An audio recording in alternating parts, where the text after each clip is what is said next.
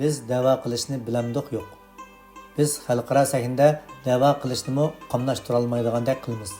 Bu gap anglamoqqa, quloqqa mush urgandek anglanadigan yiqimsiz gap. Lekin haqiqat hamisha shirinlik ichida uchirmaydi. Tatliq narsalarning hammasi foydali bo'lavermagandek, ochiq narsalarning hammasi zahar emas. Shifa baxsh dorilarning ko'pinchisi ochiq bo'ladi. Demak, haqiqatmi ko'p hollarda ochiq bo'ladi. Balki mening o'qimishim va uqmushlarimning ozligi, bilimsizligimning sababidan kaltipam ham haqni ko'rmas bo'lib qolganimmi qandaq bilmayman. Ish qilib bizning da'vo ishlarimizning ilib berilishida qandaqdir g'alati dashqaynoqlik mavjudlik his qilaman. Qilayotganimiz davlat da'vosi. Vaholanki davlatlararo siyosat, diplomatiya, shuningdek boshqa munosabatlardagi noziklik shu darajadagi ma'nosi o'xshab ketadigan bir so'z asli ishlatishga tegishli so'zning o'rniga almashib qolsa-mu yo'l qo'yilmaydi. Yoki shu ma'nodosh so'z tufayli munosabatlar buziladi. Bu haqda tarixdan oz-to'la misollar keltirishni ortiq hisoblamaymiz. Ikkinchi dunyo urushida Fransiya mag'lub bo'lgan. Urush davridagi Vichy hukumati Germaniyaga taslim bo'lgan. Faqat general de Gaulle bir qism komandir askarlari bilan Angliyaga qochib berib, fashizmga qarshi kurashni davom qildirgan edi. De Gaulle va tarafdorlarining shu chog'dagi ahvoli bizning boshqa ellarda turib kurash qilayotgan odamlarimizga o'xshab ketadi. Shunga tuvanda De Gaullening so'z va harakatlaridan misollar keltiramiz. Amerika, Angliya, Fransiya uch taraf yig'iniga taklif qilingan fransiyalik Pelevonga amerikaliklar vakillik salohiyati bermay, faqat mutaxassislik salohiyati bilan qatnashtiradiganligini aytgan. Ular Fransiyani hukumat sifatida o'zlariga barobar ko'rmagan. Gerçi bu yig'inga qatnashish De Gaullening Erkin Fransiya komiteti uchun nihoyat muhim hal qilg'uch ahamiyatga ega bo'lsa-mu, De Gaulle bu yig'inga qatnashmaslikni to'g'ri topdi. Salohiyat atalg'usi tufaylidan. Amerika hukumati izchil Fransiya xalqi o'z hukumatini saylab chiqishdan burun Fransiya Milliy komitetini amaliyotdagi xalq ishlari doiralari deb tonish kerak degan qarashda ching turdi. Ya'ni De Gaullening komitetini Fransiyaning vaqtli hukumati deb e'tirof qilmaslik maydonida turgan. G'alabini tabriklayotgan bir zalda kishilar De Gaulle'ga general, qarang, butun mamlakatdagi qarshilik ko'rsatish harakati komiteti va Parij ozodlik komiteti sizning atrofingizga ittifoqlashdi. Biz sizning bu yerga yig'ilgan xalq ommasi oldida tantana bilan jumhuriyatning qurilganligini jakarlab berishingizni so'raymiz deganda De Gaulle. Jumhuriyat izchil mavjud bo'lib keldi. Men jumhuriyatning raisi tursam, nima uchun yana jumhuriyatning qurilganligini e'lon qilaman degan. De Gaulle bu yerda jumhuriyat izchil mavjud deganida u mag'lub bo'lgani yo'q. Fransuz milliy ruhida qarshilik ko'rsatkichlarning qalbida mavjud edi. Men mana shularning vakiliga demoqchi bo'ldim. Agar u ish o'xshaydi deb jumhuriyat qurilganligini e'lon qilsa, o'tgan bir mezgilda Fransiyaning mavjudlikdan qolganligini e'tirof qilgan bo'lib qoladi. Sharqiy Turkiston degan bir davlat tarixda ikki qitim shu nom bilan dunyoga jakolangan. Shu davlatni asliga keltirish bizning da'voyimizning nishoni bo'lsa-mu, birlari tarixda bo'lib boqmagan yangi bir davlatni qurmoqchi bo'lish bilan dushmanning radiyasi uchun yonpashqa chiqib berdi. Ya'ni birlari bundaq bir davlatning bo'lganligiga, bu davlatning haqiqatan Xitoylar tomonidan besib ilinganligiga toza ishonilmayotgandek, Xitoylar qo'ygan haqoratli ismni tilga ilishdan uyalmaydi. De Gaullening tuvandagi ish harakatlarini o'zimizningki bilan selishtirib ko'raylik. De Gaulle Angliyada panohlanib turibmi, davlatning obro'yi, millatning istiqboliga munosabatli prinsipal masalalarda, shundaqla vatan qutqizishda o'ziga belgilangan prinsip, strategiya masalalarida Angliya va Amerika hukumatlari bilan zodla murassallashmagan. Uning bu xil pozitsiyasi tufayli Angliyaliklarning ranjib qilishidan ansirgan ishdoshlariga shundaq degan. Bizning ulug'ligimiz va kuchimiz Fransiyaning huquq masalasida qilchimi yo'l qo'ymasligida namoyon bo'ladi. Biz taki Reyn daryosidagi davlat chegarasiga borganga qadar ana shundaq murassaslik ro'yiga muhtojmiz. Endi bizning ba'zi davlatlardagi tashkilotlarimizga qaraydigan bo'lsak, ular shu davlat tashqi siyosatining qo'rchiqi va ijrochisi bo'lib qolgan. Texmi sat bo'lgani, ular buni muhim hamda zaruriyat deb qaraydi. Turkiya Cumhuriyeti davlatining büyük bir kuch bo'lgan Xitoy Xalq Cumhuriyetining oshkora yoki yoshirin dushmanligiga nishon bo'lib qelishi orzu qilinmasligi kerak albatta. Sharqiy Turkiston Turkcha nashri 2000-yili 1-soni, Sharqiy Turkiston fondi va Madaniyat markazi boshlig'i, Milliy markazning boshlig'i Muhammad Rizo Bekinning kirish so'zidan elindi. Bu bizning chet eldagi eng katta odamlarimizdan birisining so'zi. Ko'rinib turibdiki, bizning da'vo harakatlarimizning beshida bo'lganlar o'zi vakillik qilayotgan ishning maqsad prinsipiga emas, non berayotgan davlatning manfaatiga ko'ra maydon tutadi. Bundaq bir da'voning istiqboli bo'lishi mumkinmi?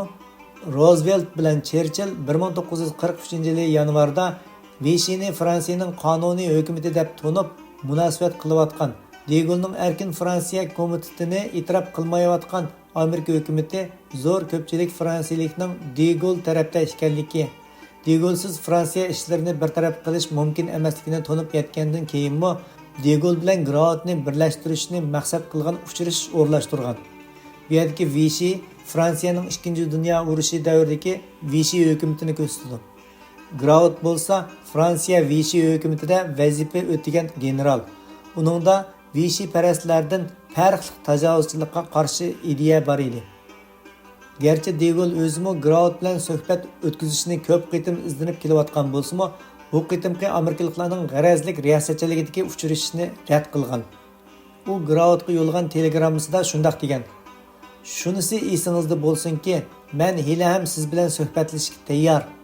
Lekin bu suhbat Fransiya zaminida, Fransiyaliklar orasida o'tkazilishi kerak. U boshqalarning qo'rchiqi bo'lib qolishni xohlamaganligi uchun ana shunday qilgan." Roosevelt o'zi qo'llaydigan Graotni Fransiya qurolli qismlarining bosh qo'mondoni qilib tayinlash hammadan ustun turadigan siyosiy kontrolga uchratmaslik demoqchi bo'lgani De Gaullening Erkin Fransiya komitetining emas, Amerikaning bevosita rahbarligini qabul qilishni qat'iy talab qilib, Eisenhowerga bu haqda De Gaulle bilan so'zlashishni topshirgan.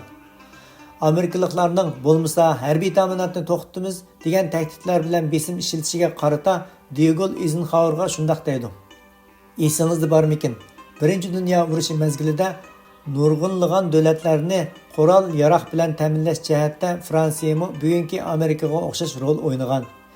Biz fransiyaliklar ayni vaqtda Belgiya bilan Serbiyani butunlay qurollantirgan, Rossiya bilan Ruminiyani ko'plagan qurol yaroq o'q-dori bilan ta'minlagan. Oxirida yana biz armiyalarni ko'plagan ashyolar bilan ta'minladik. Birinchi dunyo urushida sizlar Amerikaliklar atgan zambirak bizning zambirakimiz. Sizlar o'ltirgan urush mashinalari bizning urush mashinlarimiz. Aeroplanmi bizning aeroplanimiz edi. Lekin biz Belgiya, Serbiya, Rossiya va Ruminiyalarga, hatto Amerikaga falonini qo'mondonlikqa tayinlab beringlar va ma'lum siyosiy tuzum o'rnatib beringlar degan talabni qo'yib baqdiqmi? Roosevelt jahillik bilan De Gaulle tashkillangan Ozodlik komitetining Fransiya Cumhuriyetiga vakillik qildiganligini e'tirof qilmaganda, De Gaulle ittifoqdosh armiyaning qanday fikri bo'lishidan qat'iy nazar Ozodlik komitetimiz Cumhuriyet hukumati degan nomini qo'llanaverdi degan. Ammo bizning dahiylarimiz turibla Xitoylar qo'yib bergan haqoratli nomni tan ilib qopsa, mening bu yerda uni tilga olg'im kelmadi. Turibla avtonomiyadan so'z ochdi. Vatanimizning nomini atashdan bosh tortquchilar bo'lsa, Falanchkamga dard aytqili barsak, bizni tonimidi. Turkmanistonmi dedi. Pokunchkam bilolmay Qozog'istondagi Turkistonmi dedi. Degandek tilga elishdan odam nomus qilg'idek bahonalar bilan rasmiy davlat nomini atashdan bosh tortib, Xitoylarning dipiga usul o'ynamoqda yoki to'g'ridan to'g'ri dushmanning shum planini ijro qilmoqda. Bu asrning beshida Sharqiy Turkistonni hech bo'lmasa tarixchilar, sharqshunoslar, turkologlar biladigan zamonda Xitoylar qo'yib bergan la'natli nomni biladiganlar yo'q edi. Hatto Xitoylarning hukmron guruhi ichidagi munosabatli kishilarlar bilatdi. Xitoylar mana mushundaq bir atalg'uni millatchisi bo'lsin, demokratchisi bo'lsin, kommunisti bo'lsin, izchil qo'llanib, bugungi kunda dunyoga ashundaq tonitdi va e'tirof qildirdi. Hatto diplomatiyada nihoyat cho'ng bir masala sifatida ba'zi davlatlardan mushu nomni atashni, Sharqiy Turkiston demaslikni talab qilyotdi. Mushu talabining o'rindalishi badaliga shu davlatlarga nurg'un yordam bermoqda. Mana bu izchillik muqarrar natijaga erishib, endilikda bu la'natli nomni biladiganlar yoki tan oladiganlar ko'paymoqda. Bizning tutamsizligimiz Palanchkamning royiga, Pokunchkamning ko'ngliga yarasha nom o'zgartib turishimiz yoki har bir ko'z qarash egisi Her guruh yenidən isim qo'yish jafosiga qolg'achqa vatanimizni o'z nomi bilan to'nitish to'salg'iga duch kelib, tarixda bor bo'lgan, xeyli nurg'un odam biladigan nomni borgan siri xiralashtirmoqdamiz. Xitoylar ashundaq bir ismda ma'lum jihatdan olganda o'zlariga ziyonli bo'lgan, ya'ni mustamlika ma'nosini anglatadigan bir ismda ching turdi. Yengilab ism qo'yishni o'ylashmaydi. Biz nemishga yengilab turamiz? Buningda shaytonning vasvasasi bormi qandaq? Bu yerga munosabatli bo'lg'achqa qistirib o'tib ketay. Jangzimin Arabistonga neft ishlab chiqaruvchi davlatlar yig'iniga borganda mamlakatining neftliklarini tanishtirib kelib, vatanimizni o'zlari qo'ygan nom bilan tilga olgan. Tarjimon bu atalg'uni Sharqiy Turkiston deb tarjima qilgan.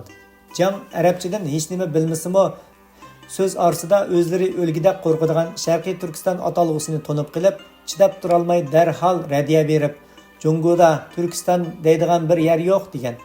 Tarjimon: sizlar nima deb atib olsanglar o'zinglarning ishi, ammo bizning biladiganimiz u yer Turkiston deb javob bergan. Hatto bu diplomatiyada hech ko'rilmagan tartibsiz talashish televizorda naq maydondan aynan ko'rsatilgan. Ammo Xitoylarning tuzini yalab qolgan ba'zi dohilar atalmish siyosiylik gumpusini joriy qilib, Xitoylar bilan qadamma-qadam so'zlashishni o'tirib qo'yib, xalqning vakili salohiyati bilan to'xtamlarga qo'l qo'ymoqda. Aynak nomli kitobda mana shundaq ba'zi qora nurliq chiroqlarning xalqimizning tarixiy fursatlarini kulga aylantirib yetadiganligi tilga ilingan edi. Qora nurliq chiroq haqida Aynak nomli kitobdagi siyosiydagi qora nurliq chiroq nomli maqolaga qaralsin. Bizning bir muncha o'qimishlilarning millatga ko'yinib ism yangishlashi bilan yuqoridagi siyosiyonlarning izchilligiga selishtirib ko'rsaklar nodonligimiz bilinadi. Ammo bu oddiylar ko'z qarash masalasi bo'lishi natayin.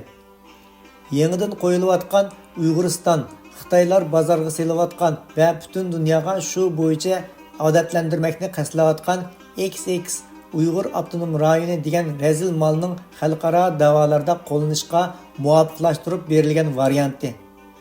Shuning yilman shakli xolos. Bu tadrijiy ko'ndirishning birinchi qadami bo'lib, oldi bilan Sharqiy Turkiston degan bu Xitoylar uchun qo'rqinchli bo'lgan nomdan yiroqlashtirish ishga oshirilsa, boshqasi bir peshvog'imi yarmaydiganligi Xitoy siyosat tadqiqotchilari tomonidan muqimlashtirilgan va josuslar vasitasi bilan bozorga chiqarilgandir. Shuni esimizda tutishimiz kerakki, Xitoylar uzundan beri bu ismni inkor qilish yuzasidan nurg'un odam kuchi, moddiy kuch ishlatdi. Hamisha tashviqotlarda Sharqiy Turkiston siyosiy atalg'umi emas, tarixiy atalg'umi emas, jug'rofiyaviy atalg'umi emas degan gapni takrorlaydi. Bizmi xuddi shundaq tonumdiq, bu hil xishqa xili nurg'un kishilarimiz angsiz desmakda. Texmo afsuslanarligi, texmo masxirligi shuki, o'zlarini xijil bo'lmasdan mushu millatning vakili deb tanıydigan atalmış rahbarlarning qilchilik siyosiy savodi, diplomatiya tushunchasi bo'lmag'achqa Xitoylar bilan haqoratlik, tang huquqsiz shartnomalarga qo'l qo'yish bilan savodsizligini, angsizligini, do'tlikini, izzatini bilmaydigan paskashlikini ifodalashmoqda. Ularda azroq izzat tuyg'usi bo'ladigan bo'lsa, Xitoylar ularga avatgan xatlarni xato kelib qopti, adresidan qaraganda bizga kelgan xat emaskan deb qaytarib o'tgan bo'ladi. Chunki ularning viviskisi Sharqiy Turkiston Milliy Qurultiyi, Sharqiy Turkiston XXX degandeklar. Xitoylar avatgan xatlarning adresida bo'lsa, Sharqiy Turkiston degan gap yo'q. Uning o'rniga Uyg'ur yoki boshqa so'z yangishlangan bo'ladi. O'z-o'zini qadrlash tuyg'usi, izzat tuyg'usi o'lgan bu odamlar mana shundaq haqoratni qabul qilaverdi. O'rni kelganda bu masala haqida boshqa selishtirmalarni berish bilan birga tafsilroq fikrimni o'tirib qo'yishni ortiq ko'rmayman. Yaqinda Qibris masalasiga Amerika va Yevropa birligi aralashib, bu masalani uzil-kesil hal qilmoqchi bo'lishganida ikki tarafni kelishtirish uchun o'rinlashtirilgan Amerikadagi uchrashishga Greklar qo'lidagi Janubiy Qibrisning boshqoni, hurmatli Jumhur boshqon deb taklif qilingan. Turklar qo'lidagi Shimoliy Qibrisning boshqoni bo'lsa, hurmatli Rauf Denktash deb atalgan. Bu ikki xil atoqda bir taraf rasmiy davlat sifatida to'nilayotgani, yana bir taraf uningga barobar to'nilmayotgani bilinib turdi. Shu sababdan Turkiya va Shimoliy Qibris qattiq norozi bo'lishgan va bu uchrashishni rad qilgan edi. Buni bizning apandilarning davlat nomini xohlagancha atashlar emas, ba'zilarning Xitoy konsulxonasi, elchixonasiga va boshqa so'rinlarga nazirga borganda ketaverishi, kelishimlarni qilib, xuddi eshak sotgan hujjatga qo'l qo'ygandek salohiyat masalasini o'ylashmayla qo'l qo'yishlari bilan selishtirma qilishga bo'ladi. Ba'zilar Sharqiy Turkiston atalg'usini turkchilik yoki pan-turkizm bilan aralashtirib olib tushungashga Turkiyaning vafosizligiga qiydash tufayli Sharqiy Turkiston atalg'usidan voz kechish pozitsiyasida bo'lishmoqda. Go'yo bu Turkiya qo'yib bergan ismdek. Bundaq deyish Turkiya parastlik bo'lib qoldigandek. Undaq emas. Bundaq o'ylash Xitoylarning o'zlari xato atab, ondan o'zlarining chiroyli ilg'or xetini pokit qilib tashviqot nayrini to'qigandek bir ish. Xitoylar Sharqiy Turkistonni Dong Turkiston deb yezishni odat qilgan bo'lib, buningdagi Turki Turkiyaning yezilishidir. Stanni yer, davlat deb tarjima qilganda bu atalg'u Turkiyaning sharqdagi yeri degan ma'noni anglatib qoladi. Bu ismning ahang tarjimasining noto'g'riligidan kelib chiqqan uqishmaslikni bilmaydigan, o'zining ilg'or yeziqini masala tushunishning asosiy deb to'naydigan nurg'un hamoqat Xitoylar xat ma'nisiga qarab bu yerda rostilla Turkiyaga beqindi bo'lish, Turkiyaga vatan setish masalasi bordek his qilibmi qoladi. Siyosiyda bo'lsa qasdan g'arazlik holda shundaq ta'bir berildi. Bir yili Til va tarjima jurnalida bir Xitoy maqola e'lon qilib, bu atalg'uning Xitoycha ahang tarjimasini to'g'rilash uchun Dong Turkiston deb elishning asli ma'niga ham ahanga uyg'un keldiganligini o'tirg'a qo'yib taklif bergan edi. Tuji barliq turkiy xalqlarni bildiradigan turkiy anglimiga to'g'ri keladigan bo'lg'achqa amaliyotda mushundaq qilish to'g'ri bo'ladi. Avtordan Bolshevik imperiyasi avval G'arbiy Turkistonda bir Turkiston Cumhuriyati qurgan edi. Keyin bo'lib idora qilish shum o'yini yodiga yetib, turk qavmlarini parchalab 4 ittifoqdosh jumhuriyat qilib qurdi. Dunyo ularni shu nom bilan tanidi. Shu nom bilan ittifoqdoshlikdan mustaqillikka ko'chdi.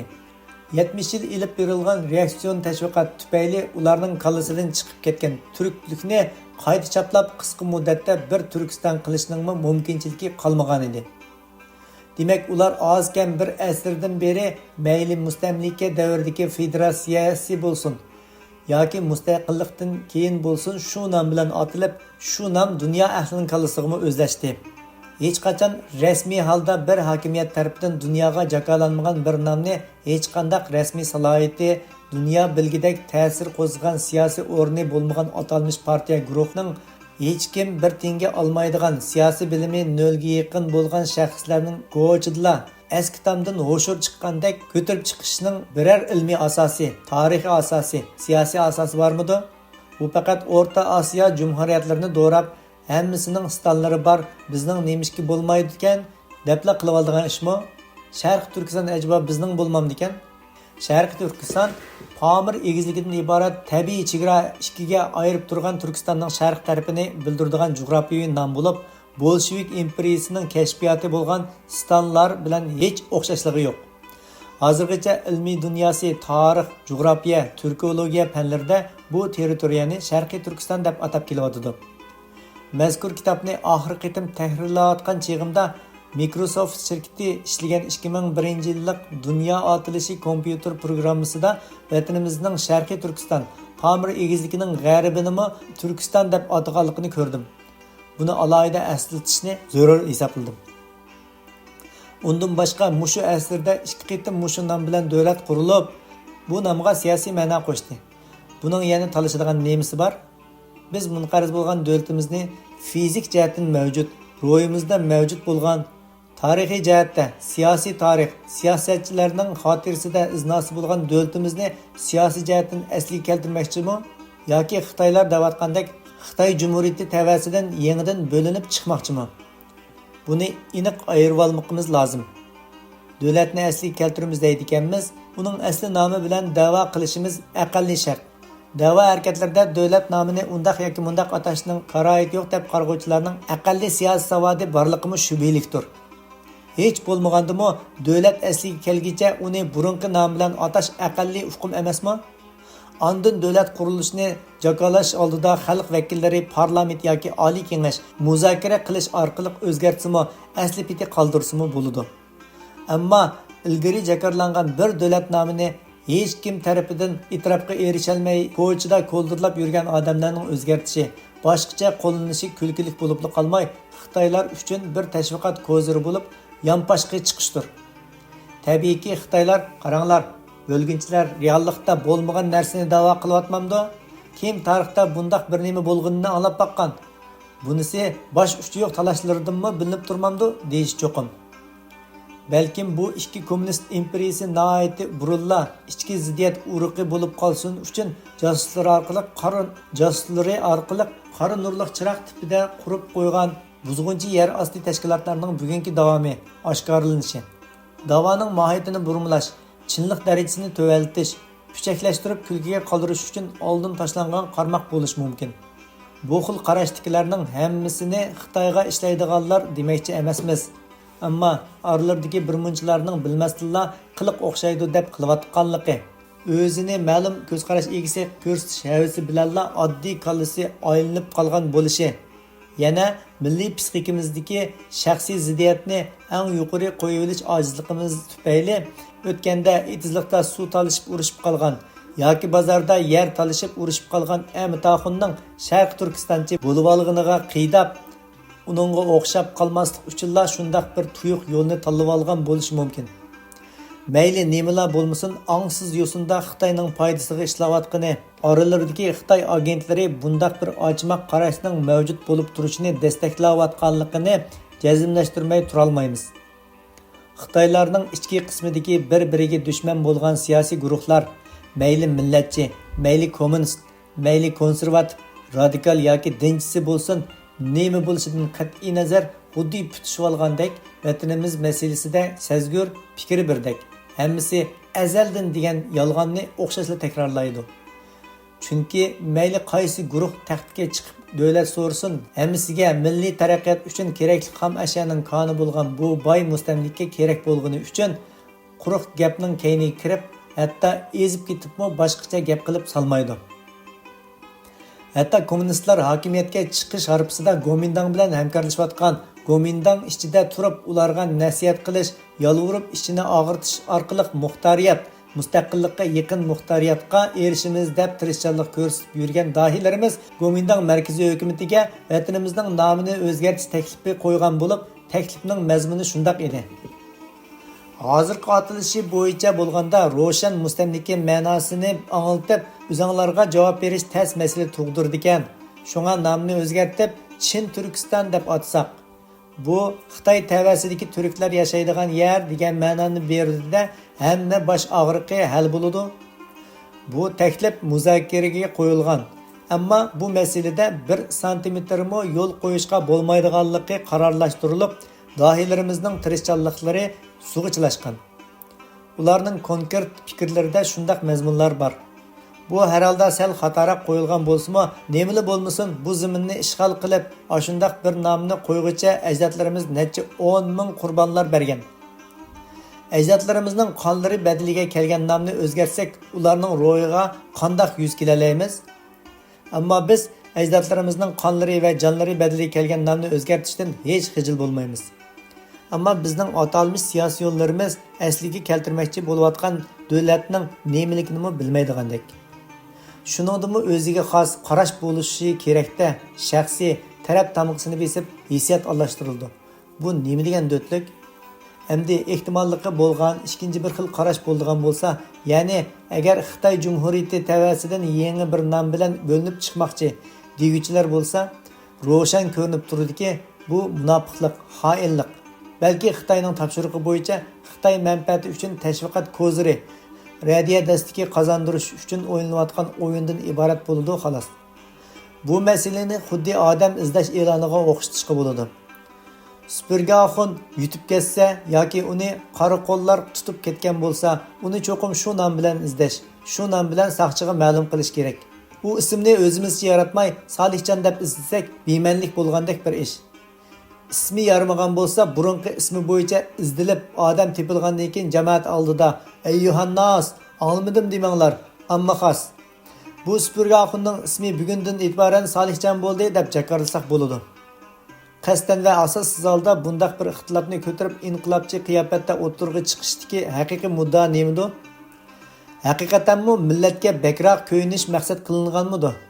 Yoki davomimizning xalqaro sahnadagi salohiyatiga balaliq tus, balki saranglarcha qiyofat berib jiddiylik darajasini, tarixsal chinligini ojizlashtirmoqchimi, yo'q chiqarmoqchimi? Eng tuvan tirajda tarqaladigan sufiti tuvan gazetlarda heli undaq atsa, heli bundaq ataydi. Hatto bir maqolning o'zida ikki xil atash bilan chalang'ush qilib davoni saranglashtirish roli o'ynaydi. Mushunchalik bir aqalli ishtimi gapning bir yerdan chiqmasligi bizning da'vo qilishda balaliq holatda emas, buvoqlik holatda ekanligimizni tushundirmamdi. Biroq buvoq cho'ng bo'ladi. Bilmagan narsalarni tadrijiy o'rganatdi. Bizning saranglarda tepib olgan bir gapga mahkam yepishib olib, kojlik qilishlarimizdan qaraganda biz buvoq bo'lish bilan qolmay, yana benormal majruh buvoq o'xshaymiz. Bu ikki xil ko'z qarash o'zlaricha xuddi Gomindan Gongsandang hamkorligi taqlidida birlashganligidan so'z etishidi-yu, qarsangiz ikki atalg'u yana birlash so'rilib yurgan. Qaltis birlashganda bu. Qisqasi, vatanning haqiqiy xo'jayinlari bo'lgan 30 million xalq u yoqda qilib, vatandan qochib chiqib olgan ozgina odamning xuddi savzidan xabar yo'q guruch damyapti degandek davlatga nom yengushlashgan nima haqqi? Nima salohiyati? Nima huquqi bor? Avval sen nochi bo'lsang davlat naslik keltir. Bir kunlik bo'lsa-mu mustaqillik jakarla. Ondan xohlagan ismni qo'yib ol. Hatto munosibatsiz bir otni qo'yib olsang-mu mayli. Chunki to'rda o'ltirgan hisob emas, zalla olgan hisob degandek ismining nima bo'lishidan qat'iy nazar unda xalq hur yashsili bo'ldi. Ammo hozir sen undaq salohiyatga ega bo'lguning yo'q. Davlat masalasi tilga ilinayotgan mushu qurlarda ketib yetib, yana bir qaltis ish yodimga kechdi. Yo'ldagi nijosatni tepkash o'tib ketgandek bu rasvolikni tilga ilib o'tishga to'g'ri keldi. Ba'zi bilarman apandilar 1933-yili qurilgan Sharqiy Turkiston Islom Jumhuriyatini tilga ilishga to'g'ri kelgan ahvolda bu bo'lib bo'lgan tarixiy paketni tahrirlab Sharqiy Turkiston Istiqlol Jumhuriyati deb atishganligi diqqatimni qo'zg'adi. Ularga xotin qizlarining yalang'och yurishini cheklaydigan islom yoqmag'achqilab bundaq islohotni qilyaptamdigandi. Yoki texmi murakkab sabablar, shum maqsadlar bormidi? Xotirdan xotira tug'ilib, yana bir hikoya xiyolimga kechdi. Bu rost bo'lgan voqeami qanday ishonch qila olmayman. Ammo nemalar bo'lmasin, mening ishimga yaraydigan bo'lg'achqa, bo'lgan bo'lmaganining qaroyati yo'q. Bu apandilarga obrazliq javob berish uchun bu hikoyani so'zlashimga to'g'ri keldi. 50-yillarning oxirida Xitoylar bizni Latin alifbasiga ko'chirdigan bo'lib, Uyg'ur Xitoy aralash bir guruhga tayin qilingan ekan. Ular bir loyiha ishlab chiqib, Sayfidinga olib ko'rsatgan ekan. Sayfidin İbrahim Turdiga ko'rsatdinglarmi deb so'rabdi. Bu zamonda İbrahim Turdi turmada ekan. Shundaq bo'lsa-mu bu sohada nopuzlik bo'lg'achqa İbrahim Turdiga ko'rsatmay bo'lmasa kerak. Sayfidindan ularni İbrahim Turdiga ko'rsatib fikr ilishga buyuribdi. Bu yeziq loyihasini ishlagan guruhga 6 aylan bo'lib, bir Xitoy 5 Uyg'ur ekan. Ular ilibba loyihasini ilib turmaga beribdi. İbrahim Turdining kameraga kirib kelganda u ta'tir qarabapti. Kelgan 5 Uyg'ur kelish maqsadlari İbrahim Turdining nopuzi, bilimi tufayli uningdan fikr olmay halqib o'tib ketgili bo'lmaydiganligi, shu sababdan kelganligi, malol ko'rmay loyihaga bir ko'z yugartib qimmatli fikrni berish to'g'risida orqa-marqa bir soatcha sherin gap qilgandan keyin İbrahim Turdi gavdasini qaratmay beshinla u tarafga burgan ekan. Ular loyihani uning ko'ziga ap keltirib tutib beribdi. Turdi qo'lini uzatmasdan shu peti ko'zning kechiribdi. Qarsa bu loyihada J harfi ko'rinmabdi. Ko'rmay qoldimmi deganda qayta qarsa yana yo'q. Aslida bu aqlliqlar J harfi ko'p ishlamaydi ekan deb uni qoldirib o'tgan ekan. Buningga ochiqi kelgan İbrahim Turdi 5 Uyg'urga hech nima demasdan orqaroq turgan bir Xitoyga qarab, J harfi jinimalikmi? J harfi anangni bir nima qilganmi degan ma'noda. Debdi-da beshini burab o'zining ishiga kirishib ketibdi. Bu qimmatli fikr bilan ho'shini topgan guruhga darhol chiqib yangi ilibbaga J'ni qo'shgan ekan. Islomni yoqtirmaslik tufayli o'tmish tarix batlaridanmi tahrirlab chiqarmoqchi bo'lganlarga İbrahim Turdining uslubi bo'yicha islom jinimalikmi deyishga to'g'ri keldi. Demak, bir davlatning davosini qilguvchilar so'zda, harakatda davlatlik salohiyatni saqlashga qattiq diqqat qilishi va prinsipchan bo'lishi, izchil bo'lishi shart. xuddi ketmanning sepini qirish bilan qurolning zapchastlarini qirish o'xshamagandek nozuklik darajasi mavjud.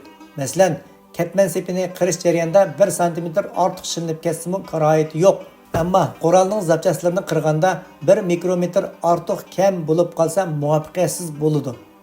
Xuddi shundaq yuqorida tilga olganimiz va misol qilganimizdek siyosiyda, diplomatiyada bir fe'lning daraja kategoriyasining to'g'ri ishlatilmasligi o'xshash fe'lning aniqlik darajasi o'rniga majhul darajasi yoki majburiy darajasi ishlatilib qilishi tufayli munosabatlar, suhbatlar buziladi. Ammo bizning bilarmanlarni ko'ring, o'zlarining nima qilayotganini bilishamdi, uningdan qanday unum hosil bo'lishini mo'ljarlay olamdi. Texmo aniqki, ular o'tmishda Sharqiy Turkiston degan bir davlatning bo'lganligiga chin dildan ishonamdi. Bizning Xitoylar degandek azaldan mustamlika emas, balki azaldan mustaqil yashab kelganligimizga, texi kommunistlar vatanimizga kirgan chaqdimi 3 yildan 5 yilgacha chiqib ketish haqida to'xtamlar imzolashga majbur bo'lgan darajada ayrimlik holati bo'lganligiga qat'iy ishonmamdi. Turkiyadagi Sharqiy Turkiston da'vo harakatlarida shunday bir g'alatilik mavjud. Namoyish, yig'ilish o'tkazgan Sharqiy Turkistonliklar qancha dona ko'k bayroq, Sharqiy Turkistonning davlat bayrog'ini ko'tarsa, shuncha dona Turkiya bayrog'ini ham birga ko'tardi. Bu ko'k va qizil bayroqdan tarkib topgan bir qo'shin bo'ladi. Nima uchun? Biz biroqla ikki davlatning da'vosini qilyapmizmi? Yoki xalqaro mezonlarda da'vo qiluvchilar o'zlari turishli davlatlarning bayrog'ini ham birga ko'tarish kerak degan prinsip bormi? Bu tarafı menga noma'lum. Agar shunday prinsip bo'lsa, ham buningdan bosh tortib bo'lmasa, bu qiliq har holda tushunishlik, odatga uyg'un bo'ladi. Ammo undaq majburiyat yuklanmagan ahvolda Sharqiy Turkiston da'vosini qilayotganlarning Turkiya bayrog'ini ko'tarib olishi bema'nilikdan hamoqatlikka o'tib ketganlik, texmo xatarlikroqi da'voni tuyuq yo'lga, ziddiyatga boshlab qo'yganlik bo'lamdi yo'q. Masalan, Angliyada yoki Fransiyada bo'lgandimi shu davlatlarning davlat bayrog'ini birga ko'tarish kerakmi? Ammo boshqa mamlakatlarda bo'lgan harakatlarning suratli xabarlaridan qaraganda Turkiyadagidek ahvol yo'qdek qiladi. Agar bundaq qilish xalqaroda da'vo qilishning qoida tartiblaridan bo'lmagan taqdirda bu faqat turkiyaliklarni xo'sh qilish, yegan nonning haqqi hurmati uchun qilingan xo'shamat bo'lgan bo'ladi. U holda qil sig'maydigan bema'nilik bo'ladi. Ammo texmo diqqat qilishga tegishli yeri shuki, bu u qadar oddiy holda odatga aylantirilgan ish bo'lmasdan, usta siyosatchilar tarafidan bir chalmada ikki paxtak so'qish, at Aylıxonga, yo'l Sarxonga qilib naf elish uchun ustulik bilan planlangan o'yin bo'lish ehtimolidir. Ya'ni shuningga diqqat qilib ko'raylik. Turkiyaliklar bizga bayrog'ini ko'targizib qo'yibla Xitoylarning va boshqa kuzatuvchilarning nazarida bu da'voning orqa teriki Turkiyadek tuyg'u paydo qilib, diplomatiyada bir muncha ilgirlashlarga yo'l ochdi.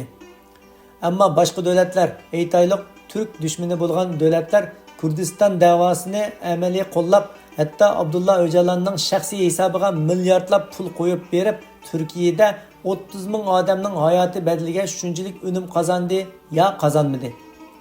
Masalan, Falastinliklar Livan, Suriya zaminlarini tayanch baza qilib harakat qiladigan bu davlatlarmo amaliy qo'llash maydonida bo'lishiga qaramay, Falastinliklarning na Livan bayrog'i, na Suriya bayrog'ini ko'tarib olganini anglab boqmadik.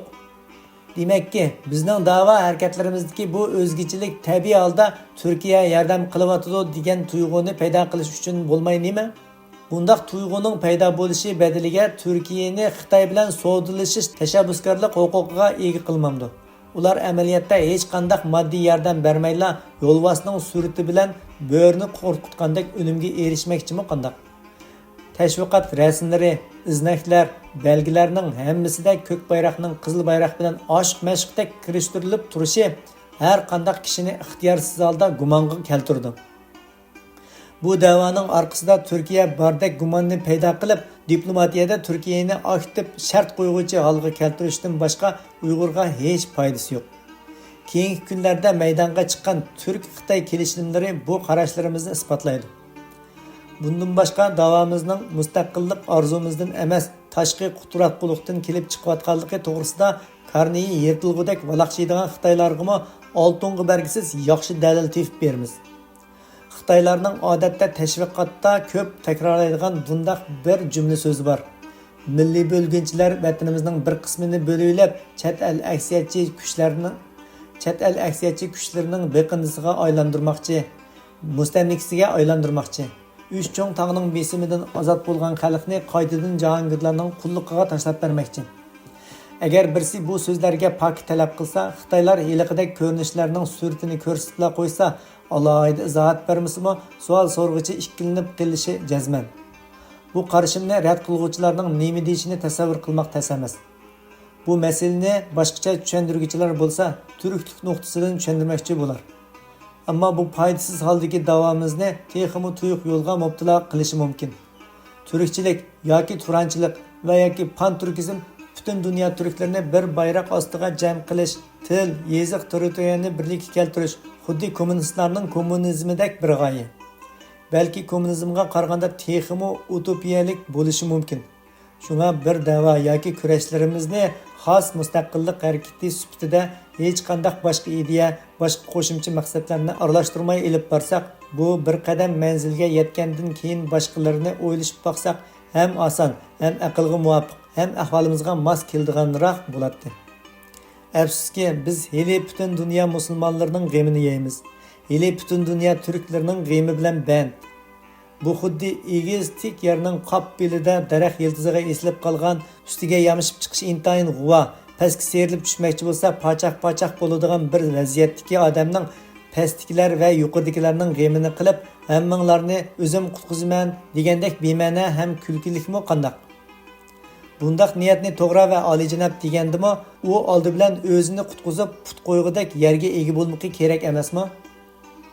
Yana bir voqeani so'zlab o'tsak, bu g'alatilik balkim yaxshiroq his qilinar.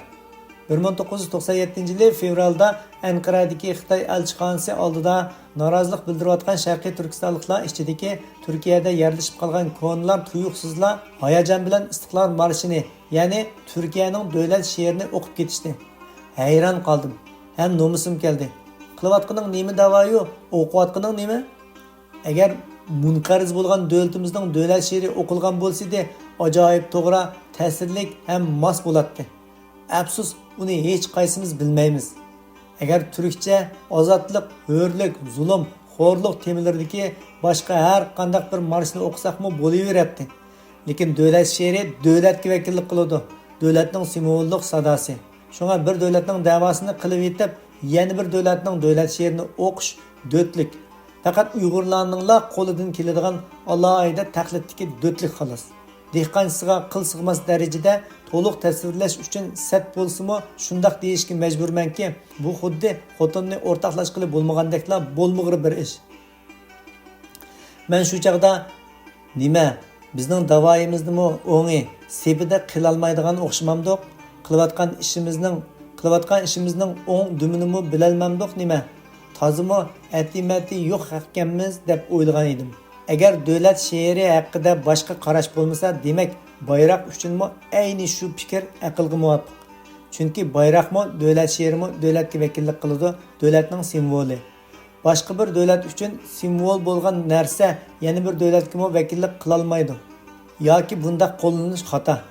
Bu hamonlikda qo'shnilar bir orni o'rtaq ishiltab turganga o'xshamaydi. Turkiyaga munosabatlik gap bo'layotgan bu fursatda yana bir kulkilik ishni qo'shib qo'ygim keldi. 1997-yildagi qaynam tashqinlik namoyishlardan birida Sharqiy Turkistonliklar yana Xitoy konsulxonasi oldiga berib namoyish qilmoqchi bo'lib qopti. Kimning tashkillanganligi menga qorong'u. Aytavur, hukumat ruxsat qilmagani uchun saqchilar atrofni qorishib olgan ekan. Saqchilarning hayvatlik mudofaa temi, gazet va televiziya muxbirlari amaliyotda namoyishga texmi jonliq tus, jangovar qiyofat beradiki, daxlisi yo'q edi. Uning ustiga hamisha shundoq bo'ladi. Saqchilarning beshi Sharqiy Turkistonliklarga chin ko'nglidan kuyinib, sizlar bizni yo'limizni to'sdi deb ranjib yurmanglar. Biz buyruq ijro qiluvchi bo'lganimiz uchun shuningga majburmiz. Agar sizlar bizni urib, yiqitib yetib o'tib ketsanglar, biz sizlardan zodla og'rinmaymiz. Chunki sizlarning da'voyinglarga bizmi hissdoshlik qilamiz. Biroq sizlarning beshinglar kim? Bugungi kun tartibda qilmoqchi bo'lgan norozilik temanglar nima? Muxbirlarga anglatidigan asosiy mazmunlarni yezib tayyorlab olganmi qandoq? Muxbirlarga javob berishga mas'ul qilingan odamlar qaysi? Mushundaq tartiblar bo'yicha bo'lsa, o'zinglarga texmo yaxshi. bizning qalbimiz sizlar bilan billa degandek so'zlarni qildi.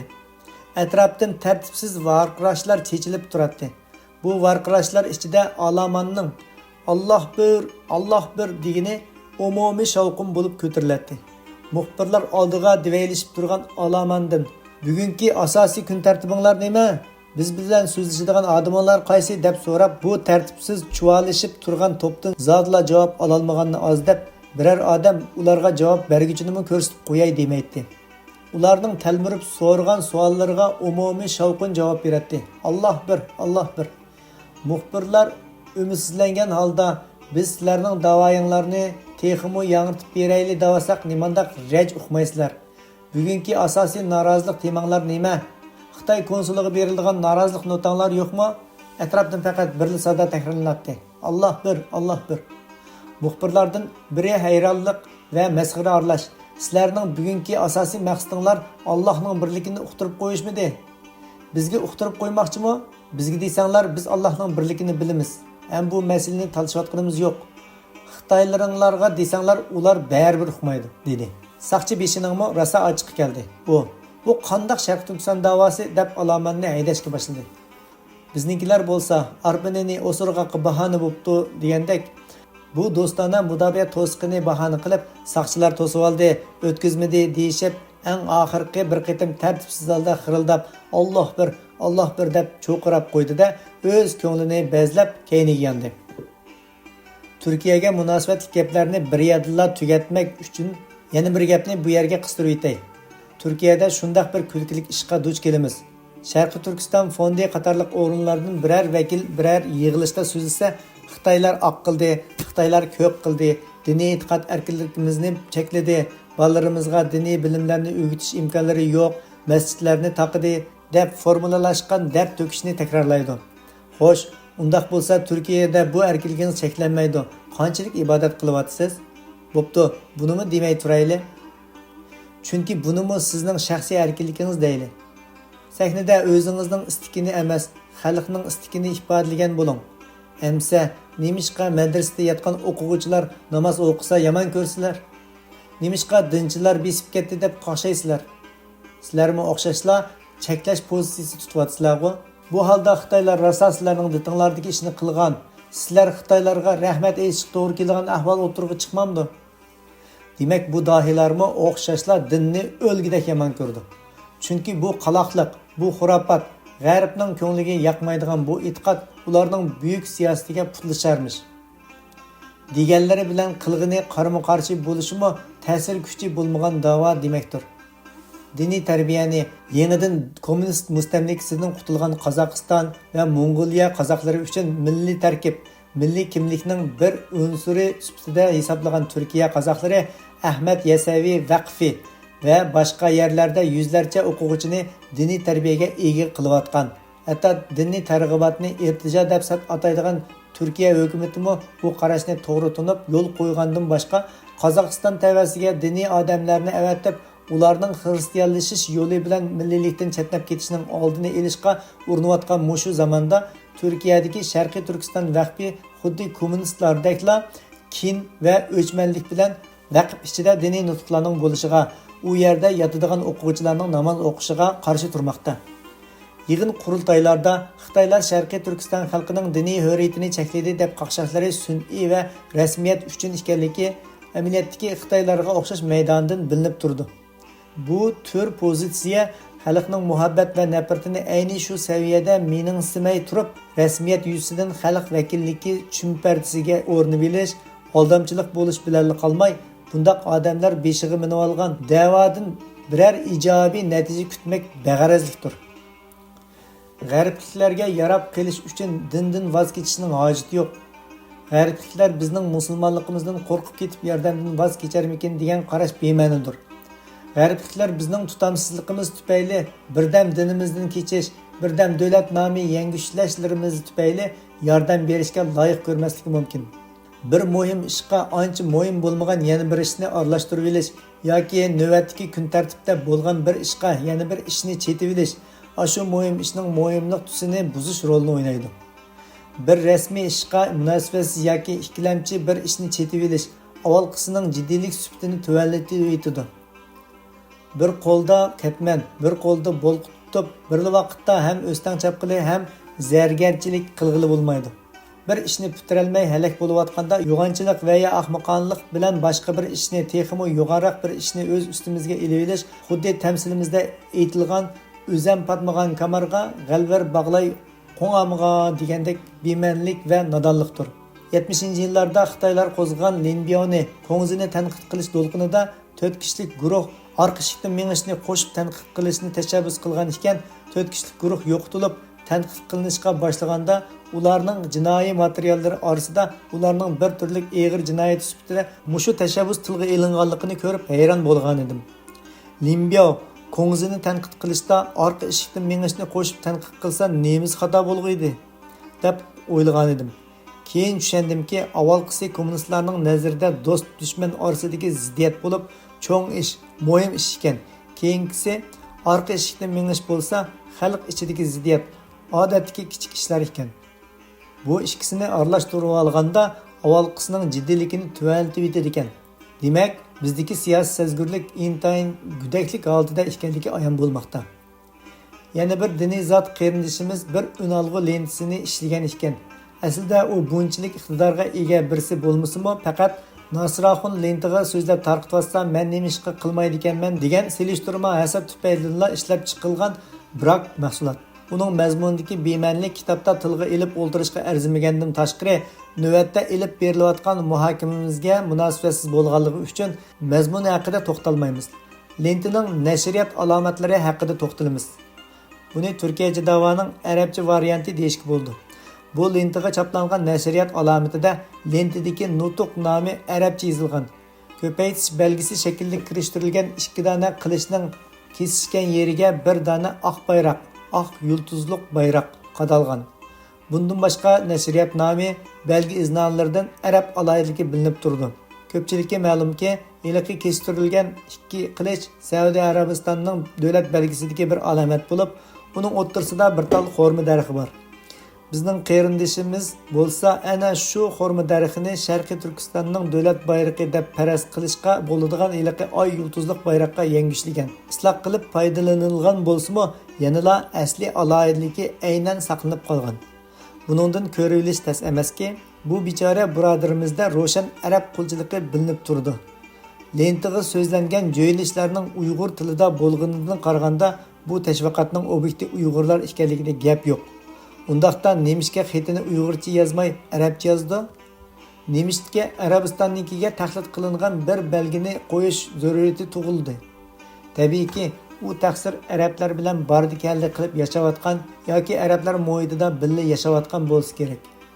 Mana shuning bilanla da'vo ustidagi ko'nglini elish ko'yi yaxshichaqlik paydo bo'lgan. Taqsir diniy zot bo'lishi qarmay dinni Allohning emas, arablarning dini deb tushunganmikin yoki arablar Allohga texmi yaqin, ularga yaqinchilik qilish, Allohga yaqinchilik qilishning bir xil ifodasi deb tushundimikin. Ammo Rasululloh sallallohu alayhi va sallamning hadislarida insonlarning barobarligi haqida, insonlar bir tog'oqning tishlariga o'xshaydi, arabning ajamdan taqvolikdan boshqa farqi yo'q deb ta'lim berilmoqdadir. Qandaqdir bandiga qilingan qulchilik va xushomat Allohga qilingan taqvodorlik hisobiga kirmaydi.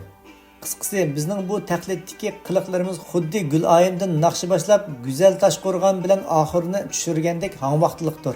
Bo'shnoqlarning bo'shna harsak mustaqillik harakati jarayonidagi fojialar, vayronchiliklar, qon va yoshlari, shundaqla kurashlari ifodalangan bir sinalg'u lentisini ko'rib qoldim.